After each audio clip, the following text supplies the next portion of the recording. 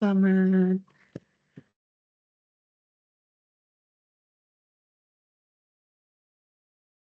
selamat malam Bapak Abdul Rahman, izin perkenalan Pak, nama saya Delima Esbert Umanggaol dari, eee, AK 506 ingin memaparkan, jawaban puas saya. Berikut pentingnya pembiayaan jangka panjang pada sebuah perusahaan. Ada pula bab pertama pendahuluan, yang pertama latar belakang. Pembiayaan jangka panjang merupakan salah satu aspek penting dalam manajemen keuangan perusahaan. Pembiayaan ini memungkinkan perusahaan untuk memenuhi kebutuhan investasi besar, meningkatkan efisiensi operasional, dan meningkatkan kemampuan bersaing. Ada pula pendahuluan dari bab berikut adalah, dalam laporan ini akan dibahas pentingnya pembiayaan jangka panjang, implementasinya dalam berbagai sektor, serta refleksi dan analisa terhadap dampaknya dalam mendukung keberlanjutan dan pertumbuhan ekonomi.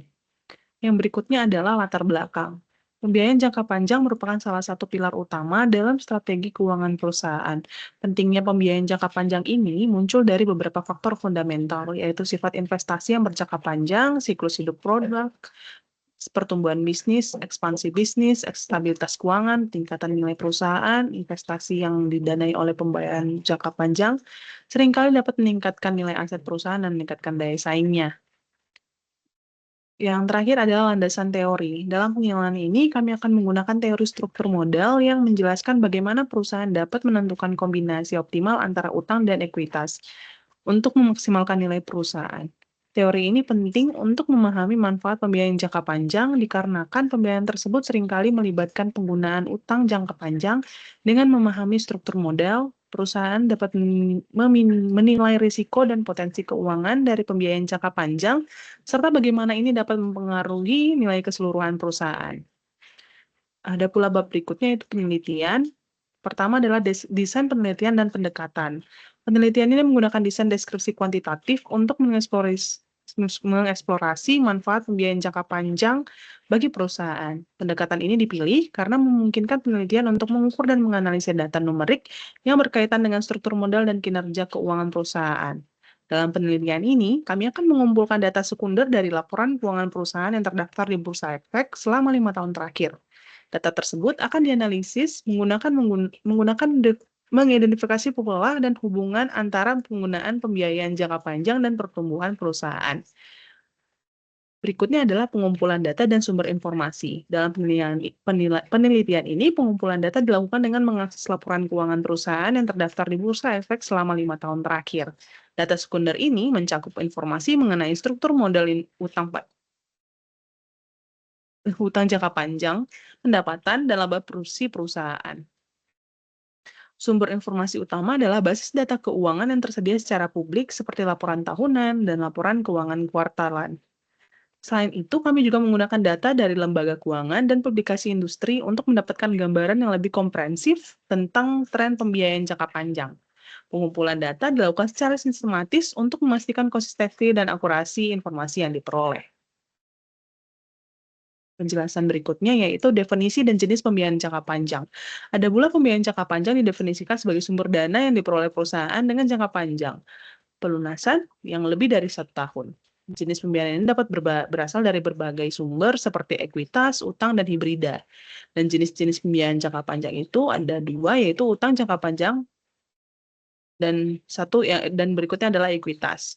Ada pula sumber pembiayaan jangka panjang adalah terbagi atas 3, yang internal, eksternal, dan alternatif. Ada pula internal adalah laba ditahan, penjualan aset, pengurangan biaya operasional, reinvestasi dividen.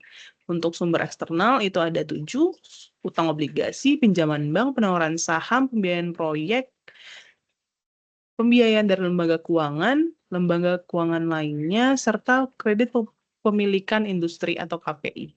Untuk sumber alternatif itu ada 5, yaitu crowdfunding, pembiayaan dari inkubator bisnis, pembiayaan dari venture capital, pembiayaan dari private equity, dan terakhir adalah pembiayaan dari investor strategis. Ada pula bab selanjutnya adalah penjelasan, di mana ada 2 poin, yaitu analisis dampak pembiayaan jangka panjang terhadap pertumbuhan pendapatan perusahaan, serta pengaruh pembiayaan jangka panjang terhadap pengurangan konflik agensi dan perusahaan. Yang pertama, analisis dampak pembiayaan jangka panjangnya. Hasil analisis menunjukkan bahwa pembiayaan jangka panjang memiliki dampak positif terhadap pertumbuhan pendapatan perusahaan. Data dari laporan keuangan 5 tahun terakhir menunjukkan bahwa perusahaan yang lebih banyak menggunakan utang jangka panjang cenderung mengalami peningkatan pendapatan yang lebih stabil dibandingkan dengan perusahaan yang lebih bergantung pada pembiayaan jangka pendek. Serta pengaruh pembiayaan jangka panjang terhadap pengurangan konflik agensi dan perusahaan adalah hasil penelitian menunjukkan bahwa pembiayaan jangka panjang berperan signifikan dalam mengurangi konflik agensi dan perusahaan. Dengan adanya pembiayaan jangka panjang, manajemen memilih lebih banyak waktu untuk merencanakan dan melaksanakan strategi jangka panjang tanpa tekanan dari pemegang saham untuk hasil cepat. Data menunjukkan bahwa perusahaan dengan proporsi utang jangka panjang yang lebih tinggi cenderung memiliki hubungan yang lebih harmonis antara manajemen dan pemegang saham. Hal ini disebabkan karena manajemen dapat fokus pada pencapaian tujuan strategis jangka panjang yang pada akhirnya meningkatkan nilai perusahaan dan kepuasan pemegang saham. Bab berikutnya adalah implementasi dan refleksi. Ada pula implementasi pembiayaan jangka panjang, ada beberapa contoh implementasinya. Yang pertama adalah sektor korporasi, kemudian sektor pemerintah, dan yang pemerintahan, dan terakhir adalah sektor startup dan teknologi. Refleksi dan analisa, beberapa poin penting yang bisa kita ambil sebagai refleksi adalah pertumbuhan bisnis, yaitu pembiayaan jangka panjang adalah kunci untuk merealisasikan proyek-proyek besar yang dapat mendorong pertumbuhan bisnis secara signifikan. Dan yang kemudian adalah stabilitas keuangan. Dengan mengelola utang jangka panjang secara bijak, perusahaan dapat mengurangi resiko akan terjadinya likuiditas. Yang berikutnya adalah akses ke sumber dana lebih besar. Dengan pembiayaan jangka panjang memungkinkan mereka untuk merealisasikan proyek-proyek yang ambisius. Dan yang terakhir ada pertimbangan yang perlu diperhatikan. Perusahaan perlu mempertimbangkan biaya, fleksibilitas, resiko, dan dampaknya terhadap struktur modal sebelum mengambil keputusan. Analisis kelebihan dan kekurangan. Kelebihannya adalah memberikan fleksibilitas keuangan, mengurangi tekanan pengembalian dalam jangka pendek, serta memungkinkan investasi pada aset produktif. Kekurangannya, biaya bunga yang lebih tinggi untuk pinjaman jangka panjang, risiko perubahan nilai mata uang jika pendanaan dilakukan dalam mata uang asing, serta potensi over leverage yang dapat membahayakan stabilitas perusahaan. Ada pula bab terakhir yaitu kesimpulan dan saran. Kesimpulan dalam pembiayaan jangka panjang adalah elemen yang penting dalam mendukung pertumbuhan ekonomi, stabilitas keuangan, dan inovasi. Implementasinya yang tepat dapat membawa manfaat besar bagi organisasi, pemerintahan, dan masyarakat secara keseluruhan. Namun, diperlukan pengelolaan yang bijaksana untuk meminimalkan resiko yang terkait dengan pembiayaan ini. Sebagai refleksi, penting bagi organisasi untuk memiliki strategi yang jelas dalam menggunakan pembiayaan jangka panjang untuk memastikan keberlanjutan operasional dan dampak positif jangka panjang. Dan yang terakhir adalah beberapa saran yang dapat saya berikan adalah yang pertama, lakukan analisis sebelum memilih sumber pembiayaan, kemudian pastikan pengelolaan kas yang efektif, kemudian pertimbangkan biaya bunga dan kinerja perusahaan, dan yang terakhir adalah lakukan evaluasi secara berkala. Mungkin itu yang dapat saya jelaskan terkait paparan saya pada malam hari ini mengenai pentingnya pembiayaan jangka panjang pada sebuah perusahaan. Saya mohon maaf apabila banyak kesalahan. Terima kasih.